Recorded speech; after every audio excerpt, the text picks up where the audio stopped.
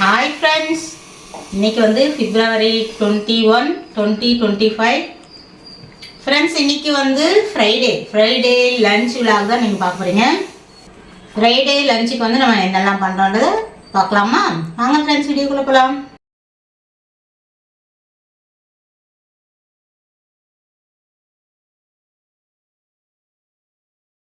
Friends, இன்றைக்கி வந்து நம்ம லஞ்சுக்கு என்னெல்லாம் பண்ண போகிறோன்னா ஃப்ரெண்ட்ஸ், இன்றைக்கி வந்து பசரைக்கீரை கடையல் பண்ண போகிறோம். இதுக்கு முன்னாடி வீடியோவில் நான் சொல்லியிருப்பேன், மார்க்கெட்டில் வாங்கிட்டு வந்தார் கவசிப்பான்னு. கோவக்காய் வச்சு வறுவல் நல்லா ட்ரையாக சூப்பராக முறைன்னு வறுவல் செய்ய போகிறோம்.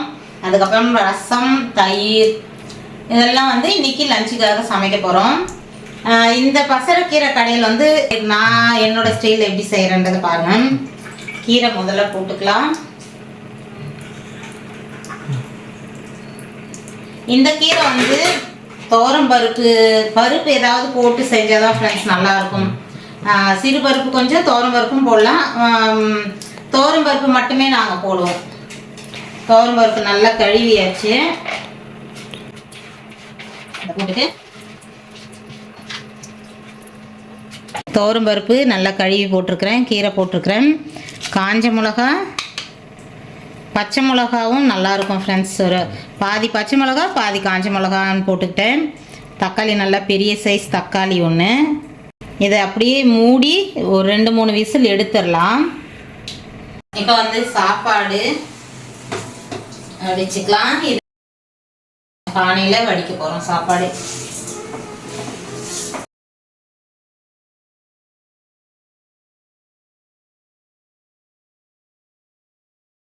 ஃப்ரெண்ட்ஸ், இப்போ வந்து நம்ம டீ குடிக்கிற நேரம், டீ குடிச்சிடலாம்.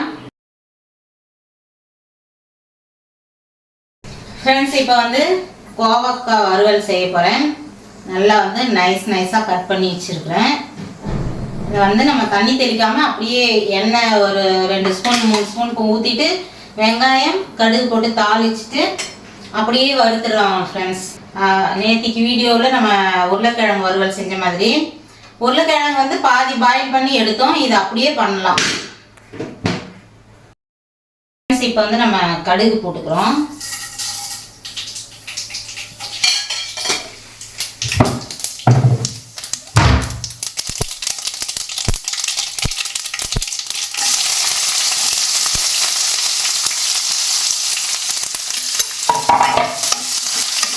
வெங்காயம் போட்டுட்டு கொஞ்சம் கண்ணாடி பதம் வெந்ததும் காய் போட்டுடலாம். வந்து கருவேப்பிலை போட்டுக்கலாம். இந்த வறுவல் அந்த கருவேப்பிலை நம்ம நல்லா கையளவுக்கே போடலாம். கருவேப்பிலை வந்து நிறையவே சேர்த்துக்கலாம். கூட அப்படியே வறுபடும் போது அந்த கருவேப்பிலோட வாசனை செம்மையாக இறங்கிடும். காய் கொட்டியாச்சு. இது அப்படியே சிம்மில் வச்சுட்டு வறுத்துக்க வேண்டியதான். நம்ம இங்கே கொஞ்சம் நேரம் நின்னோம்னா கொஞ்சம் நேரம் அப்படியே வதக்கிட்டு அதுக்கப்புறம் சிம்மில் போட்டுடலாம்.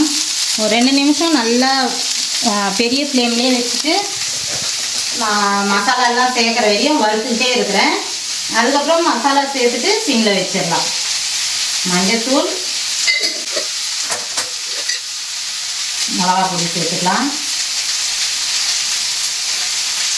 நம்ம வீட்டு சமையல் எப்பவுமே வந்து மீடியமாக இருக்கும் ஃப்ரெண்ட்ஸ். காரம், உப்பு எல்லாமே வந்து மீடியமாக தான் போடுவேன் எல்லாத்துலேயுமே.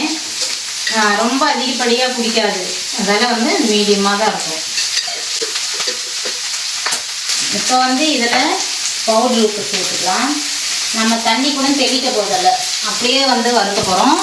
அதனால் பவுட்ரு உப்பு சேர்த்துறேன். மஞ்சத்தூள், மிளகாத்தூள், ஒரு கொஞ்சமாக தனியாத்தூள் போட்டிருக்கிறேன். உப்பு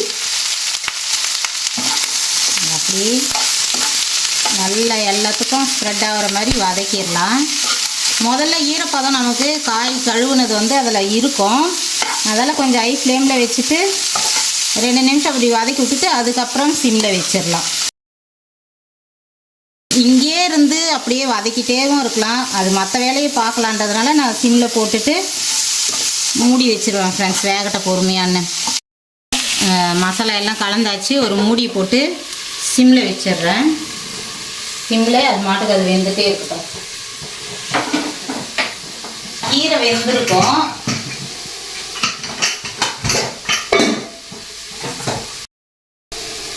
சூப்பராக வெந்துருச்சு ஃப்ரெண்ட்ஸ். பருப்பு நல்லா வெந்திருக்குது. இதில் வந்து புளி போடலைனாலே பரவாயில்ல, சும்மா ஒரு கொட்டை அளவு தான் போடுறேன். புளி அதிகமாச்சுன்னா இந்த கீரையை சாப்பிடவே முடியாது ஃப்ரெண்ட்ஸ். இப்போ வந்து இதை நல்லா மத்துலேயே மசிச்சுக்கலாம். ஒரு கொட்டை புளி போட்டேன். இப்போ தேவையான அளவு உப்பு போட்டுட்டு, பிளெண்டர் விட நம்ம கீரைலாம் கொஞ்சம் மத்தில் கடைஞ்சாதான் ஃப்ரெண்ட்ஸ் நல்லாயிருக்கும். இது நல்லா வெந்துருச்சு பாருங்கள்.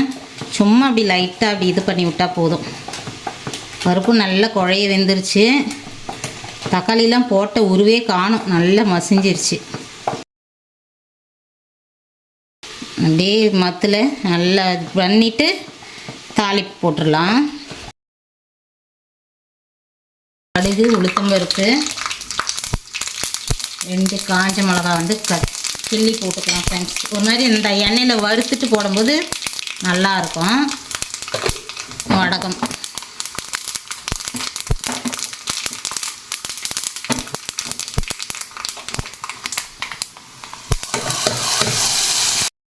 தாளிப்பு போட்டாச்சு. இதை அப்படியே நல்லா கொஞ்சம் அழுத்தி இது பண்ணி விட்டுடலாம். அவ்வளோதான் ஃப்ரெண்ட்ஸ், கீரை ரெடி ஆயாச்சு. சூப்பராக இருக்கும். பாலக்கீரை, பருப்பு கீரை அந்த மாதிரி ஒரு டேஸ்ட் இருக்கும் இது.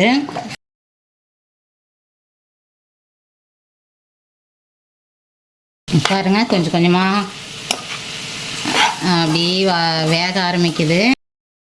அப்படியே வறுத்தோம்னா கொஞ்சம் பொறுமையாக செய்கிற மாதிரி இருக்கும். இல்லை நமக்கு நார்மலாக நம்ம தண்ணி ஊற்றியும் வேக வைக்கலாம் ஃப்ரெண்ட்ஸ். ஆனால் அதுக்கு டேஸ்ட்டு இந்த டேஸ்ட்டு வேறு மாதிரி தான் இருக்கும். நம்ம அப்படியே வறுத்து எடுத்தோம்னா நல்லாயிருக்கும். தண்ணி ஊற்றி வேக வச்சா அது ஒரு டேஸ்ட்டு.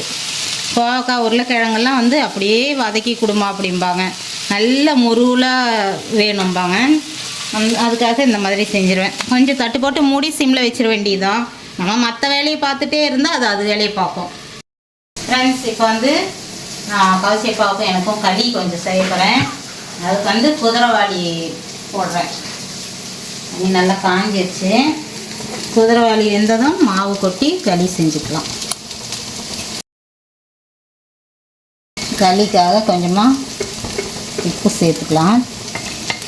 கவுசியப்பாவுக்கு வந்து கீரை, வறுத்த பருப்பு குழம்பு, அதுக்கப்புறம் வந்து மீன் குழம்பு இதெல்லாம் வச்சோம்னு வச்சுக்கோங்களேன், கொஞ்சமாக களி செய்யா அப்படிம்பாரு.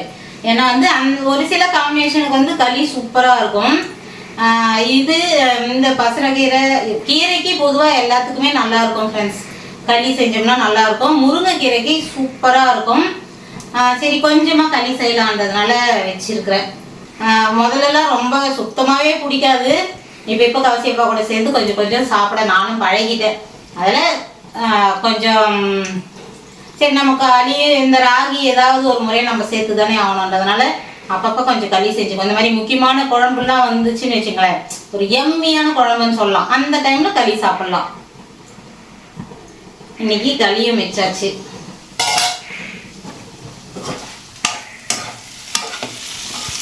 பாதிக்கு மேலே வெந்துருச்சு. நம்ம அப்படியே சிம்மில் போட்டு வச்சோம்னா காய் நல்லா அப்படியே சின்ன சைஸாக மாறிடும். குதிரைவாளி ஒரு பாதி அளவுக்கு வெந்துருச்சு. இப்போ மாவு சேர்த்துக்கிறேன். குதிரைவாளி ஒரு பாதி வெந்ததும் போட்டோம்னா கரெக்டாக இருக்கும் ஃப்ரெண்ட்ஸ். ஏன்னா வந்து மாவு கொஞ்சம் நேரம் வேகணும். ஒரு 1/4 மணி நேரத்துக்கு மேலே நம்ம வச்சுருக்கணும் மாவு கொட்டின பிறக்கும். அதால் நான் குதிரைவாளி சட்டுன்னு வெந்துடும். அதால் கொஞ்சம் பாதி வெந்த உடனே மாவு போட்டோம்னா நமக்கு கரெக்டாக இருக்கும். இந்த மாவு வந்து நம்ம வீட்லேயே அரைச்ச மாவு. ராகி வாங்கிட்டு வந்து நல்லா கழுவி காய வச்சு மிஷினில் கொடுத்து அரைச்சிட்டு வந்தேன். இந்த மாவு எதுக்காக கிண்ணத்தில் எடுத்து வச்சுருக்கிறேன்னா, ஒரு டிஷ்ஷு அதுவும் நான் செய்கிறேன் பாருங்கள், ரெசிபி சூப்பராக இருக்கும். முருங்கைக்கீரை நெய்யெல்லாம் வச்சு செய்வேன். மாவு அதுக்காக எடுத்து வச்சிருக்கிறேன். ஸ்நாக்ஸ் மாதிரி செஞ்சு கொடுக்கலாம் அப்படின்ட்டு வந்து போட்டுட்டேன். இப்போ கரெக்டாக ஒரு 1/4 மணி நேரம் நம்ம மாவு வேக விடணும். நல்லா சிம்மில் வச்சுட்டு மாவு வேக விடணும் ஃப்ரெண்ட்ஸ். காய் நல்லா வெந்துருச்சு. இதையும் நிறுத்திட்டேன். மாவு வெந்துருச்சு ஃப்ரெண்ட்ஸ். மாவு வந்து களி கிளற வேண்டியதா. நல்லா போட்டு ஒரு 20 நிமிஷமே ஆயிடுச்சு. கோவக்காய் வந்து இந்த மாதிரி ட்ரை பண்ணாதவங்க பண்ணி பாருங்கள், செம்மையாக இருக்கும். ஒரு இந்த பாவக்காய், கோவக்காய் இதெல்லாம் வந்து பசங்களுக்கு ரொம்ப பிடிக்காதுன்னு தான் சொல்லலாம். இந்த மாதிரி பண்ணிங்கன்னா கண்டிப்பாக சாப்பிடுவாங்க ஃப்ரெண்ட்ஸ். ஃபஸ்ட்டு கோவக்காய் இந்த கார குழம்பு சாம்பாரில் போடுவேன், அதுவும் வேணாம்பாங்க. கார குழம்பு வச்சாலும் வேணாம்பாங்க. அதுக்கப்புறம் நம்ம மாவில் கேரட் பீன்ஸ்லாம் செய்கிற மாதிரி தண்ணி ஊற்றி வேக வச்சு கொடுத்தா அதுவும் வேணாம்பாங்க. தேங்காய் துருவல் எல்லாம் போட்டு கூட நம்ம ஜிகினா வேலைலாம் பண்ணி கூட கொடுப்போம் ஃப்ரெண்ட்ஸ். அந்த டேஸ்ட்டே அவங்களுக்கு பிடிக்காம போயிடுச்சு. சரி என்னடா பண்ணலான்னு அதுக்கப்புறம் வந்து நம்ம இப்படி ட்ரை பண்ணலான்னு ஒரு நாள் செஞ்சேன். சூப்பராக சாப்பிட்டாங்க. இது நல்லா இருக்குதுமா அப்படின்னாங்க. அதால் அன்னையிலேருந்து இந்த மாதிரி பண்ணிடுறது கோவக்காய் மட்டும். நேற்றுக்கு சொன்ன மாதிரி தான் ஃப்ரெண்ட்ஸ், கொஞ்சம் இந்த மாதிரி நான்ஸ்டிக்கில் பண்ணும்போது கொஞ்சமாக 2 ஸ்பூன் எண்ணெய் தான் ஊற்றினேன், நிறையெல்லாம் ஊற்றலை. ஆனால் வந்து நல்லா வறுந்துருச்சு பாருங்கள். அந்த மாதிரி வந்து நீங்கள் பண்ணி கொடுங்க. சாப்பிடாத பிள்ளைங்களுக்கு இந்த மாதிரி கொஞ்சம் நம்ம மாற்றி செஞ்சோன்னு வச்சுங்களேன், அவங்களுக்கு விருப்பமாக சாப்பிடுவாங்க. இப்போ வந்து மாவு நல்லா வெந்துருச்சு ஃப்ரெண்ட்ஸ். இதை எடுத்து வச்சு நம்ம களி கிளற வேண்டியதான் ஃப்ரெண்ட்ஸ். இப்போ வந்து நல்லா களி வந்து நல்லா கிளறியாச்சு, சூப்பராக இருக்குது பாருங்கள். இதை நம்ம சின்ன சின்ன பால் மாதிரி பண்ணிக்கலாம். ஒன்று எடுத்துகிட்டு கொஞ்சமாக சுடுதண்ணி தான், பச்சை தண்ணி இருந்தாலும் ஓகே தான். இது அப்படியே இது மேலே கொஞ்சம் தெளிச்சிடணும், அப்போ தான் ஒட்டாமல் இருக்கும். நம்ம வேணுன்ற சைஸ்க்கு கையில் ஈரம் பண்ணிவிட்டு அப்படியே பண்ண வேண்டியதான், உருட்ட வேண்டியதான் ஃப்ரெண்ட்ஸ்.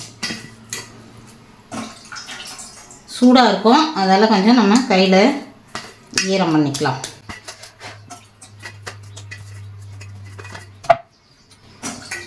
இந்த மாதிரி நம்ம யாராருக்கு நம்ம போடுறோமோ எவ்வளோ சாப்பிட்றாங்களோ அந்த அளவுக்கு நம்ம பால் மாதிரி பண்ணிக்க வேண்டியதுதான்.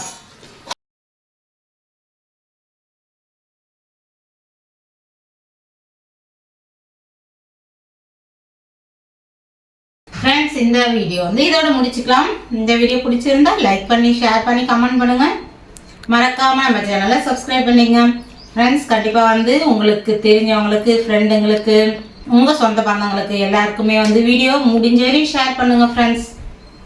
ஓகே, அடுத்த ஒரு நல்ல வீடியோவில் பார்க்கலாமா? பாய்.